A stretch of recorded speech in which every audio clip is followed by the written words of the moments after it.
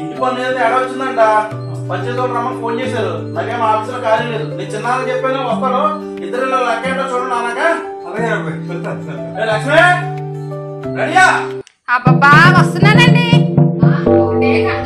పొద్దున్న ఆఫీస్కి వెళ్ళేంత కంగారు సాయంత్రం పిల్లల దగ్గరకు వచ్చేటప్పుడు అంటే అక్కడేమో బాస్తో దెబ్బలాట, ఇంటికడేమో రోజు నీతో దెబ్బలాట. సరిపోయిందిరా నా బతుకు. అమ్మా వాళ్ళ పిల్ల వాడు జాబ్ చేస్తే కదమ్మా మన అందరినీ పోషించేది. లేకపోతే మనకి ఆహారం ఎలా వస్తుంది? నేను తెచ్చిన కట్నం అంతా వడ్డీలకే ఇచ్చేసుకున్నారు. పోషించి ఏం చేస్తారు?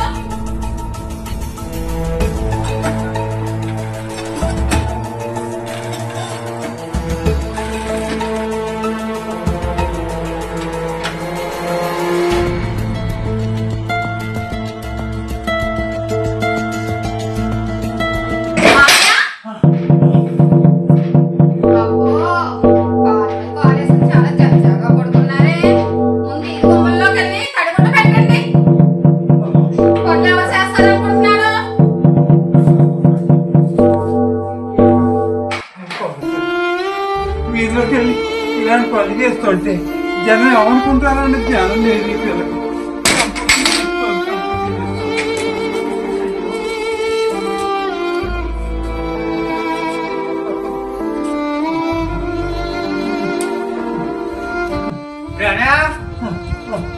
ఏంటో రోజు రోజుకి దిగజారిపోతున్నావు.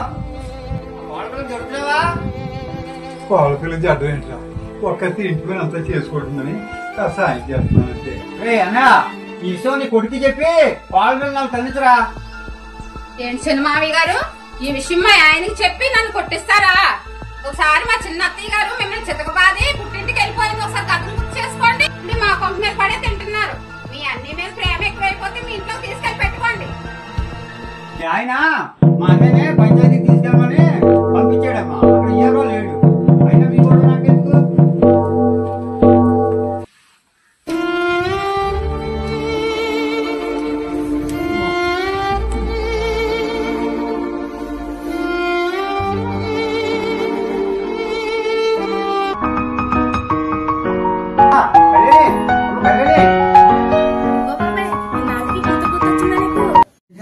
మీ నాన్నకి నువ్వు రావాలమ్మా. ఎలా ఉన్నారు మా నాన్న? నాన్నకి ఏమి కాలేదు. మీ వదిన మీ నాన్న ఇంటి పనులు అడ్వాన్స్ పనులు చేసి కాల్ చెప్తుందమ్మా. మీ నాన్న ఇంటికి వెళ్ళి మీ వదిన సంగతి చూడాలి. వస్తున్నారు కదా